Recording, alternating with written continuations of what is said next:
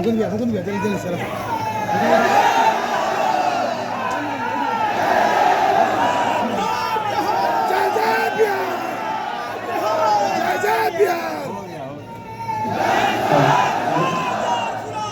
आप सबका बहुत बहुत धन्यवाद। हम यहाँ भाषण नहीं देंगे। अभी आपके इस बैठक से पहले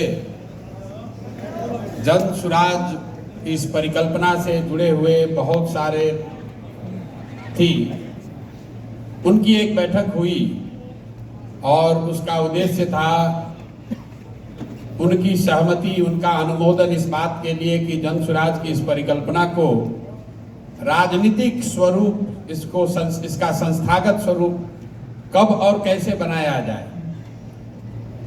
ये दल बन जाएगा, लोगों की ऐसी आशा अपेक्षा है कि 2 अक्टूबर को दल बन जाए और उसमें जो साथी जुड़े हुए हैं अपनी योग्यता के अनुसार कुछ न कुछ उनकी भूमिका भी होगी, बहुत सारे लोगों की जिंदगी भी इससे सुधर जाएगी। लेकिन ये इस पर निर्भर है कि वो क्या करते हैं, उनकी क्या क्षमता है। लेकिन जितने आप साथी यहाँ बैठे हैं वाहिनी के, मैं आपको कैमरे पर, मंच पर इसको वीडियो से रिकॉर्ड करके रखिए। जन सुराज का जो हो सो हो। आप जो युवा साथी अपना जीवन खपा रहे हैं इस कठिन परिस्थिति में, आपके जीवन की जिम्मेवारी जन सुराज की है।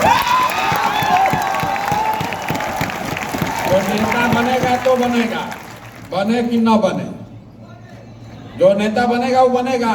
कोई जीतेगा, कोई हारेगा, किसी को टिकट मिलेगा, कोई छोड़कर भागेगा। लेकिन जो वाहिनी के लोग हैं, आपके कंधे पर चलकर ये पूरी परिकल्पना बिहार के घर घर में पहुंचनी है। और इसके लिए इस परिवार के अगुवा होने के नाते, आपका बड़ा भाई होने के नाते ये हमारी जिम्मेवारी है कि भगवान ने जो भी शक्ति, बुद्धि, साधन, पैसा दिया है, आप एक बार वाहिनी से जुड़ गए, अब अपने जीवन की चिंता जन सुराज के हवाले, प्रशांत किशोर के हवाले कीजिए और 2 बरस आप दीजिए जन सुराज को। 2 बरस दीजिए,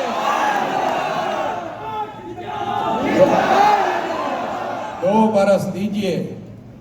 जीवन का जो भी आपका संघर्ष है उसको बदलने की पूरी कुवत, पूरी ताकत इस सामूहिकता में है।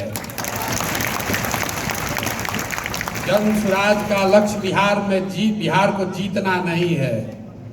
जन सुराज का लक्ष्य यहाँ बिहार में शिक्षा व्यवस्था सुधारना, सड़क बनाना नहीं है।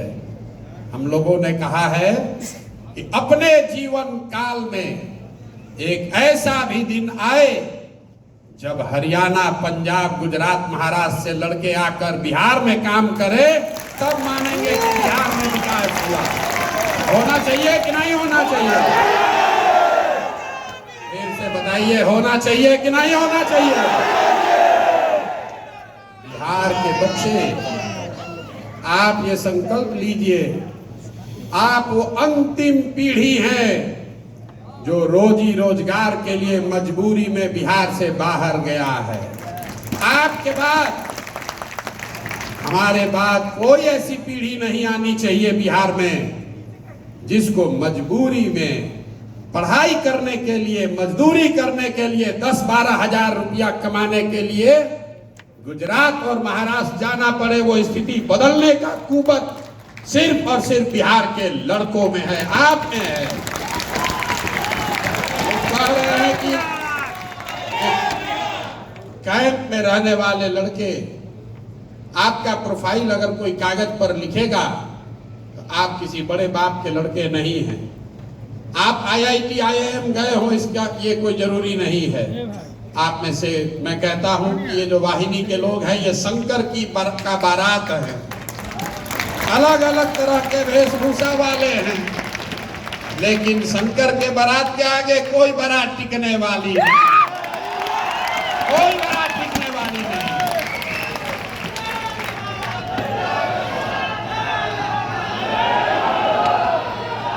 ये आप में वो ताकत है। लोग, आप सुनते हैं टीवी पर पेपर में पढ़ते हैं प्रशांत किशोर ने जिसका हाथ पकड़ा वो कभी चुनाव ही नहीं हारा। तो इस बार किसी दल का नहीं, नेता का नहीं, बिहार की जनता का हाथ पकड़े हैं और ये भरोसा रखिए बिहार की जनता को भी हारने नहीं देंगे, हारने नहीं देंगे। आप चुनाव होने दीजिए, लोगों को समीकरण बनाने दीजिए। कहता है कि मोदी जी का लहर था 2014 में, लहर बनता कैसे है उसका जीता जागता प्रमाण है आप। अभी आपकी मदद से कैंपों से घर घर जन सुराज पहुंचाने की जो परिकल्पना है उसकी शुरुआत भर हुई है। आने वाले 1 महीने में 20 कैंप बिहार में परमानेंट लगाए जाएंगे। हर कैंप में कम से कम 75 वाहिनी का साथी, 10 टीम, मतलब 200 गांव हर दिन 200 गांव को जन सुराजी गांव बनाने की कुवत सिर्फ और सिर्फ आप में है। और अगर महीने भर आपने काम कर दिया तो आपकी सामूहिक ताकत है 5000 गांव और हर 3 महीना में 15,000 गांव। दुनिया की कोई पार्टी, कोई रैली इतना बड़ा प्रयास नहीं कर सकती है। 15,000 गांव मतलब 80% बिहार की ग्रामीण आबादी को पहुंचने की, उनको समझाने की ताकत आप में है। लहर ऐसे बनेगा। और अभी तो 18 महीना 15 महीना बाकी है। नीतीश बाबू जहां हैं वहां बैठे रहे तो 15 महीना है। बड़ा अच्छा हो गया, नियति भी बहुत मदद करती है, बड़ा अच्छा हो गया।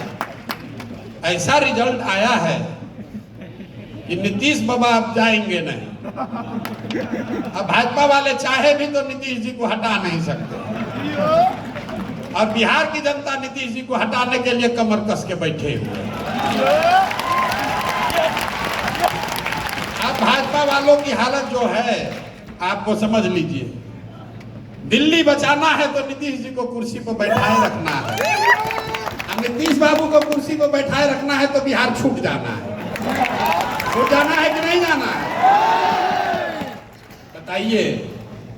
2 दिन पहले आप सब लोगों ने टीवी पर देखा होगा, प्रधानमंत्री के बगल में कौन बैठा है? बिहार का मुख्यमंत्री। बिना हम लोगों की ताकत के दिल्ली में सरकार नहीं बन सकती है। लेकिन नीतीश बाबू ये नहीं बतिया रहे हैं कि भैया ऐसा व्यवस्था बनाओ कि गुजरात में फैक्ट्री लगे, चाहे नहीं पहले मोतिहारी, छपरा, गोपालगंज में फैक्ट्री लगे। आप बताइए, किसी भी समाचार पत्र में ये खबर आया कि नीतीश बाबू कह रहे हैं कि बिहार के हर जिला में एक फैक्ट्री लगेगा तब समर्थन देंगे? बोला भाई? नीतीश बाबू बतिया रहे कि कौन मंत्रालय मिलेगा, कौन मंत्रालय मिलेगा। तो इस बार जनता उनको ऐसा नीचे उतारेगी कि कुछ बतियाने भर नहीं रहेगा। तो मैं आपको पहले अग्रिम बधाई दे देता। सही नियत से किया गया काम कभी प्रयास खाली नहीं जाता।